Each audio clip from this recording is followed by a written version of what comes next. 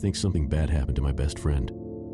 I don't really like talking about this, not only because it brings up terrible memories, but also because I don't know if it's real. I still can't tell if anything from that day is real.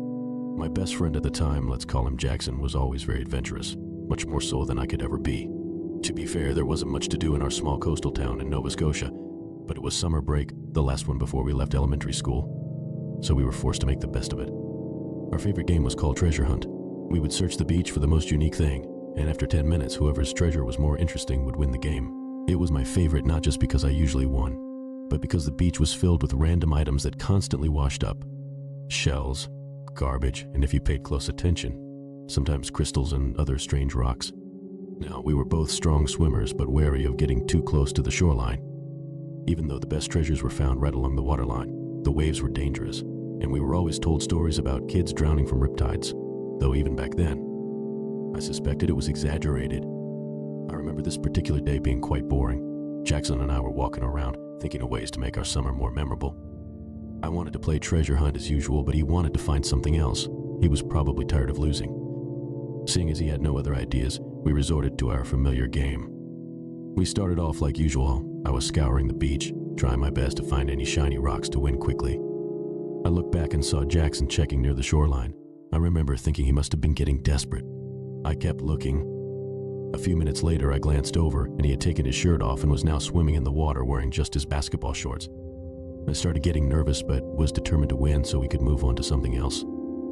That's when I heard it, a sound like a whale call, but much, much lower and definitely not normal.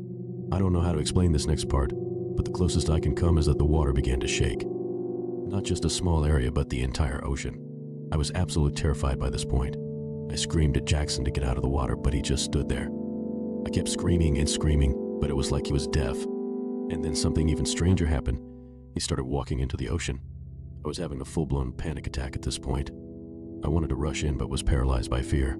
I wasn't sure what was happening, but I knew it wasn't normal. The ocean isn't supposed to shake, and weird sounds like that aren't supposed to come out of the ocean. And yet here it was. The sound changed to a low-pitched wail as Jackson walked farther from the shore. I could feel my skin trembling and sweating, and that was when I saw it. Something emerged out of the water just enough to be visible. At first, it looked like a massive pile of flesh as far as the eye could see, slimy and brown. I thought it was a dead whale, but then, right in the middle, a piece of the skin started shifting until it blinked. A giant eye right in the center. It opened and was directly staring at me. It made another sound. This time I was hit by a migraine so strong I couldn't stand. I looked back again, but whatever had emerged was now gone. Jackson never looked back. He just kept walking till his head disappeared under the surface. As soon as it did, everything stopped. Not just the shaking, but the sounds too. I slowly walked towards the ocean.